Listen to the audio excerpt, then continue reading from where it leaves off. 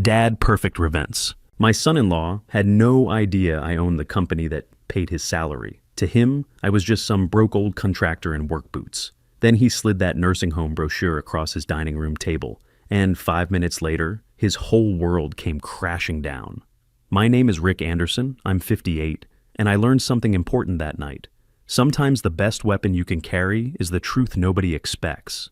See, Tony Martinez thought he had me figured out.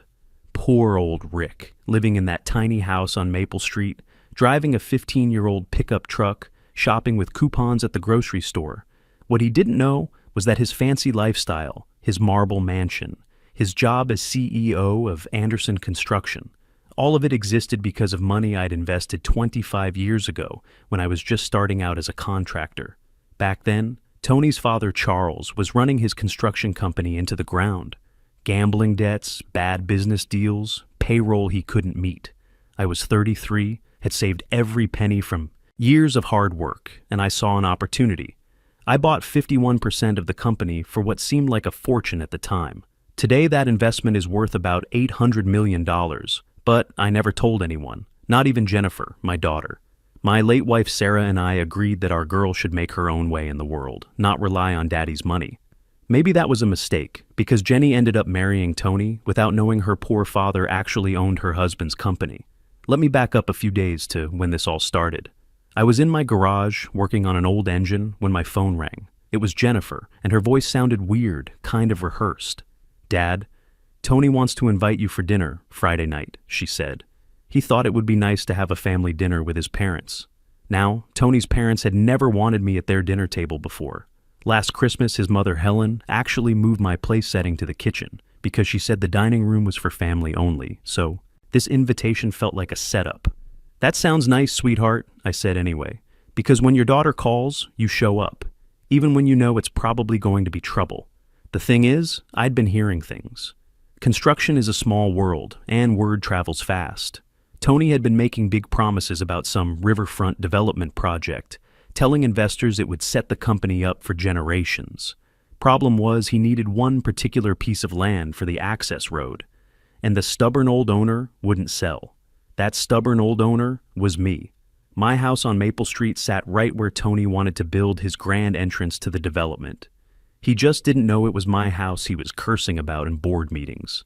I'd been watching his frustration grow for months. Through my lawyer, Tim Foster, I kept track of company business without Tony knowing the majority shareholder was his wife's deadbeat father. Tim would call me with updates, and I'd hear about Tony's increasingly desperate attempts to secure funding, his promises to investors, his growing panic about this one property that was holding up everything. Some old fool living in a rundown house, Tony had told the board, according to Tim's reports. Won't even consider our offers, no matter how generous. Claims it's been in his family for decades. If only he knew that old fool was sitting 20 feet away from him every Christmas, eating in the kitchen because he wasn't good enough for the dining room. Friday evening arrived with November's early darkness. I put on my best shirt, the one without any paint stains, and drove my beat-up truck to Tony's mansion in Westfield. The place was one of those modern monstrosities, all white marble and floor-to-ceiling windows, the kind of house that screams, "I have money and I want everyone to know it."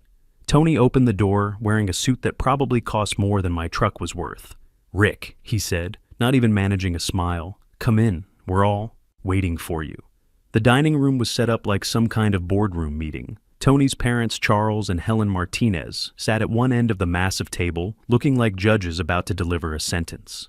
Jennifer was there too, but she wouldn't meet my eyes, which told me everything I needed to know about whose side she was on. "Sit down, Rick," Charles said, pointing to a chair at the far end. At 74, Charles still acted like the big shot he used to be, back when his construction company was hemorrhaging money, and he was desperate enough to accept a buyout from a 33-year-old contractor. The irony wasn't lost on me. This man who was about to lecture me about financial responsibility had once begged me for the money that saved his family's business. But he'd never met me face to face. All our dealings had gone through lawyers and shell companies. We ate in mostly silence. Expensive food that tasted like cardboard to me. Helen kept making pointed comments about people our age, and how we needed to face reality about our limitations. I just nodded and ate my overpriced steak, waiting to see where this was headed. Jennifer picked at her food, clearly uncomfortable, but going along with whatever plan they'd cooked up. Every now and then she'd glance at me with what looked like guilt, but not enough guilt to speak up. The small talk felt forced, like actors reading lines they'd rehearsed but didn't quite believe. Tony talked about work stress, about challenging market conditions and difficult property acquisitions. Helen complained about the cost of everything these days. Charles pontificated about the younger generation not understanding the value of hard work. I sat there listening to it all, thinking about the quarterly reports Tim had shown me just last week. Anderson Construction was actually doing quite well, but Tony was spending money faster than it came in. The riverfront project was his Hail Mary, his chance to prove he could think big and deliver. Results. Without that access road through my property, the whole thing would collapse. Finally, after we'd finished the main course, Tony reached under his chair and pulled out a thick manila folder. He slid it across the polished table like he was dealing cards in a poker game where he held all the aces. "Rick, we need to talk about your future," he said, his voice taking on that practiced authority he used in business meetings. I opened the folder and saw exactly what I'd expected. Nursing home brochures on top, something called Sunset Manor, with pictures of elderly people playing checkers and looking grateful to be warehoused somewhere clean and safe. Underneath were legal documents, power of attorney forms, property transfer papers, guardianship applications. "Your house is becoming a financial burden for the family," Tony continued, leaning back in his chair like a CEO delivering quarterly results. "We've been covering your property taxes and maintenance costs, and frankly, we can't keep subsidizing your lifestyle." That was interesting, considering I'd been paying my own taxes for 25 years and doing all my own repairs. But I let him talk. Sometimes the best strategy is to let your enemy dig his own grave. Charles leaned forward, his thick mustache twitching the way it did when he was nervous.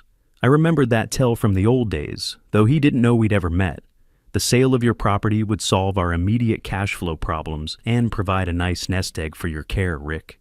It's really a win-win situation. "Cash flow problems?" I asked, keeping my voice mild and curious. Tony's face flushed slightly above his expensive tie. "The company is facing some temporary setbacks. We need capital for the new riverfront development project. Your property—" He paused, choosing his words carefully. "Your property sits in a strategic location that would benefit the entire community." Now we were getting to the real truth. This wasn't about my welfare or their financial generosity. This was about my house sitting on land they desperately needed for their billion-dollar development dream. Helen smiled that plastic smile rich people use when they're about to screw you over for your own good. "Sunset Manor really is lovely, Rick. You'd have your own room, scheduled activities, professional medical care.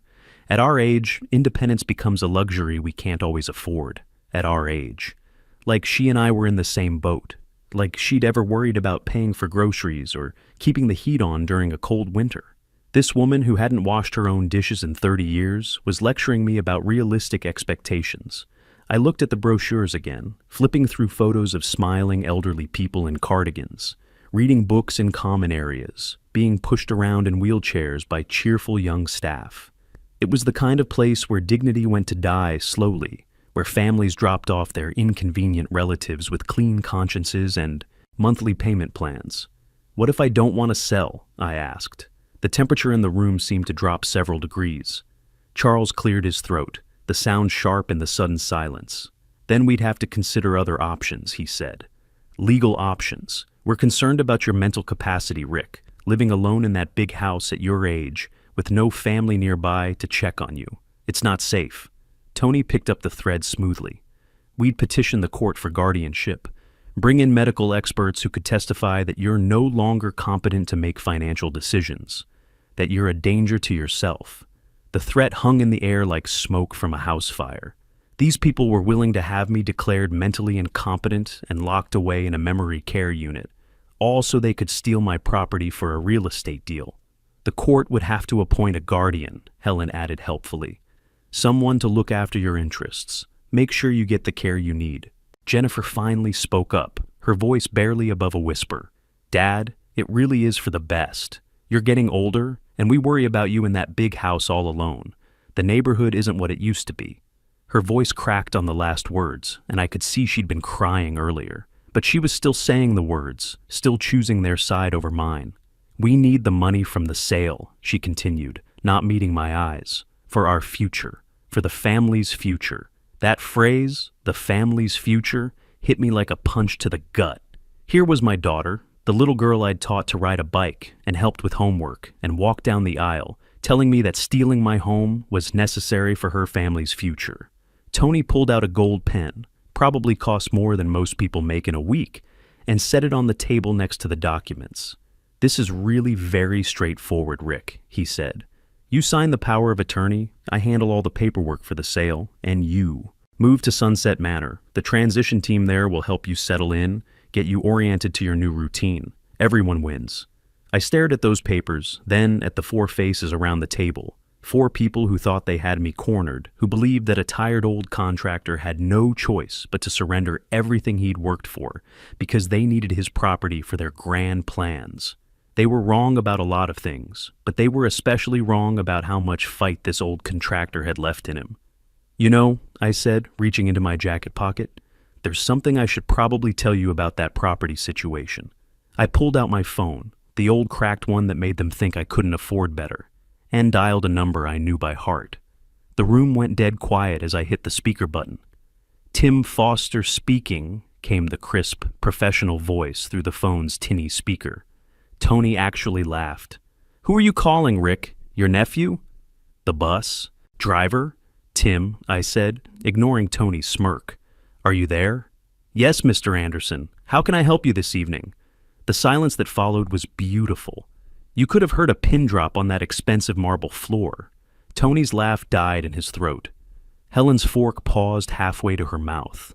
Charles went pale above his perfectly knotted tie. "Mr. Anderson?" Tony whispered, like he was trying to solve a puzzle, and the pieces weren't fitting together the way they should. "Activate Clause 17 of the shareholder agreement," I continued calmly. "Immediate freeze on all Anderson construction assets pending emergency board review, and prepare the termination papers for the current CEO." "Certainly, Mr. Anderson. Shall I schedule the emergency board meeting for Monday morning? 9 a.m. sharp. Full board attendance required. Consider it done. Is there anything else you need this evening?" "Not tonight, Tim. Thank you." I ended the call and slipped the phone back into my jacket pocket. Four faces stared at me like I'd just pulled a gun and announced I was robbing the place. Tony shot to his feet so fast his chair scraped against the marble with a sound like fingernails on a chalkboard. His face was cycling through emotions too quickly for any single expression to take hold. Confusion, disbelief, panic, and something that might have been the first stirrings of genuine fear. "Anderson Construction," he stammered. "But that's... How do you know about Clause 17? How do you know about the shareholder agreement?" I stood up slowly, feeling every one of my 58 years in my joints, but also feeling more powerful than I had in decades. Because 25 years ago, when your father's company was going under due to his gambling debts and spectacularly bad business decisions, I used every penny I'd saved from 15 years of construction work to buy a 51% controlling interest. Charles made a choking sound, like someone had just punched him in the stomach. Helen's perfect makeup couldn't hide the gray, pallor spreading across her face. "The company you've been running, Tony, the salary you've been collecting, the office with your name on the door, it all exists because I wrote the check that saved your family's business when nobody else would touch it." I picked up the nursing home brochure and held it up so everyone could see the smiling elderly people on the cover.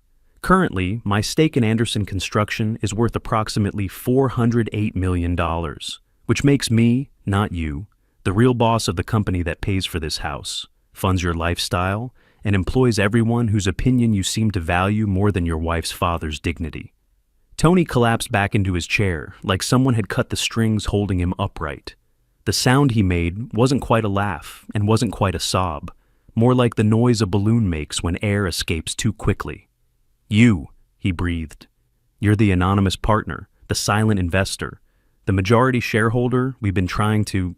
His voice trailed off as the full scope of his situation became crystal clear. "The one you've been trying to impress," I finished for him. "The one whose approval you've been desperately seeking for months. The one whose funding you need to make your riverfront project successful." I dropped the torn pieces of the brochure onto his expensive china plate. And now, the one who knows exactly how you treat elderly family members when you think they have no power to fight back. Jennifer was staring at me with her mouth open, her face a mixture of shock and dawning recognition. Dad, you own Tony's company? I am Tony's company, sweetheart. I'm Anderson Construction. Has been for 25 years. Tony tried to stand again, his legs shaky, his voice cracking. Rick, please, I was just trying to help. To find you a nice place where you'd be comfortable, where you'd have people to look after you. The riverfront project, it would benefit everyone, the whole community. Save it, I said quietly. You just threatened to have me declared mentally incompetent so you could steal my property. You recruited my own daughter to betray me. You conspired with your parents to commit what amounts to elder financial abuse. Charles finally found his voice. Rick, surely we can work something out. The project is good for the company, good for everyone involved. You must see the bigger picture here. Oh, I see the picture just fine. The emergency board meeting will be Monday morning at 9 o'clock sharp. I suggest you spend the weekend preparing your resignation letter, Tony, and finding yourself a good employment attorney, because after Monday, you're going to need one. Helen tried one last desperate gambit. Rick, think about Jennifer. Think about your grandson's future. This project could set them up for life. I am thinking about Jennifer, I said, looking at my daughter who was sitting there, with tears streaming down her face.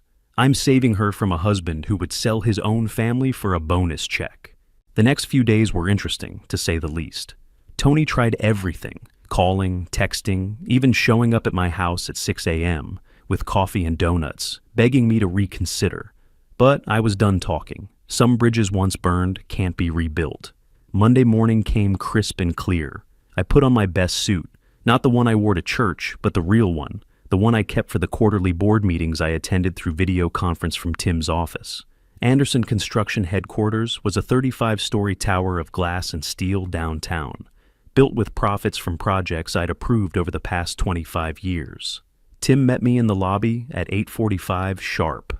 At 61, my attorney carried himself with the quiet confidence of a man who'd been protecting my interests for 2 decades. His briefcase contained 25 years of financial records, recorded conversations from Friday night's dinner, and documentation that would strip away every lie Tony had built his career on. The board is assembled and, "Waiting, Rick," Tim said, as we rode the elevator to the 35th floor. They're all very interested to finally meet their majority shareholder in person. The boardroom was impressive, floor-to-ceiling windows overlooking the Chicago River, a conference table that could seat 20, leather chairs that cost more than most people's cars. 10 board members rose when I entered, their faces showing various degrees of surprise, recognition, and what looked like relief. These were good people mostly, minority shareholders, contractors, and business partners who'd been growing increasingly concerned about Tony's leadership over the past year. They'd heard rumors about financial irregularities, questionable decisions, and a CEO who seemed more interested in grand gestures than solid business fundamentals. At the far end of the table, Tony and his father sat like defendants waiting for sentencing. Tony had tried to dress the part of a confident executive, but his skin held the gray pallor of a man who hadn't slept in 3 days. Charles looked every one of his 74 years. His proud posture collapsed into something that resembled defeat. "Good morning," I said, taking my seat at the head of the table with the same natural authority I'd once used to run construction crews. "Thank you all for coming on short notice." Tim activated the wall-mounted screen behind me. Suddenly, the room was looking at an enlarged photograph of that nursing home brochure, its cheerful lies magnified for everyone to see. Beside it appeared copies of the property transfer documents, the guardianship applications, all time-stamped from Friday evening.